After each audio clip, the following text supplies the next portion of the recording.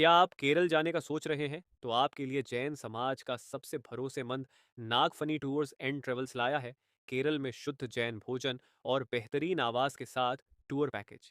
आज ही संपर्क करें भूपेंद्र जैन और महावीर जैन से। यहाँ चढ़ाया ही नहीं जाता तो निर्माण नहीं, निर्माण का सवाल ही नहीं है। दीपक जो चढ़ाते हैं वो शगुन के रूप में रखते हैं। हमारे आचार्य महाराज ने इनको अर्घ आदि देकर के चढ़ाने की परंपरा नहीं है। श्रीफल भेंट करना और श्रीफल चढ़ाने में अंतर है।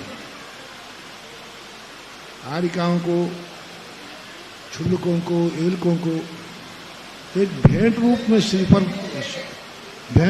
श्रीफल समर्पित करते हैं। अर्घ रूप में उनको नहीं करते। भेंट में और अर्घ में अंतर होता है।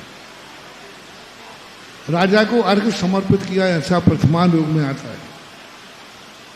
नारद जब राजसभा में पहुंचे तो राजा ने उठकर उनको अर्घ समर्पित किया, निर्वापित नहीं किया, समर्पित किया, ऐसा शास्त्रों में उल्लेख है। विदेही सीता ने जब दीक्षा ली तब रामचंद्र जी अर्घ लेकर के सीता को समर्पित किया। तो ये जो भेंट समर्पण के रूप में है अलग चीज है, लेकिन जो पूजा होती है उसमें जो अर्घ बोला जाता है, अनर्घ पद प्राप्त है अर्घम नृपम। अनर्घ पद लगा दिया तो वो सब अर्घ पंच परमेष्ठी जिनवाणी को ही होगा, अन्य किसी को नहीं। और अनर्घ पद प्राप्त नहीं लगाया है, मात्र अर्घ समर्पित किया तो ये एक भेंट कहलाती है। तो राजाओं को भी अर्घ समर्पण का उल्लेख आया था। चक्रवर्ती गया तो विजयाद पर्वत के देवों ने चक्रवर्ती को अर्घ समर्पित किया। तो एक श्रीफल का समर्पण करना और श्रीफल को चढ़ाना अंतर होता है। इसलिए भेंट में कभी चढ़ा देते हैं तो वो समर्पण मानना चाहिए। अब रही बात वो निर्माण और नई निर्माण का, तो उसको निर्माण ही मानना चाहिए, नहीं तो पता चले छुल्लक जी को चढ़ाओ और फोड़ के खाओ। पाद प्रक्षालन कर सकते हैं महाराज?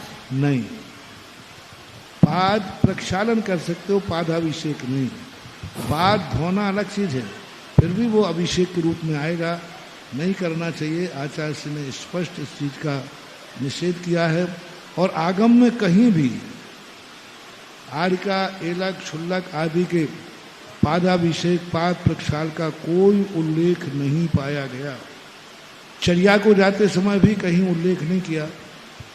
तो चर्या, छुल्लक, एलकों की चर्या बताई उसमें भी कहीं पाद प्रक्षालन, पादाभिषेक का कोई उल्लेख नहीं है। इससे आगम में भी नहीं है।